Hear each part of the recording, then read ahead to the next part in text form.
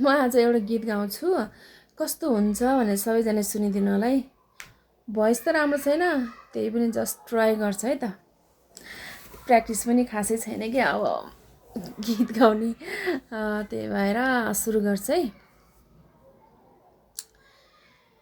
जिन्दगी बगेको पानी जस्तै हो, आउँदैन फर्केर फेरि फेरि यो।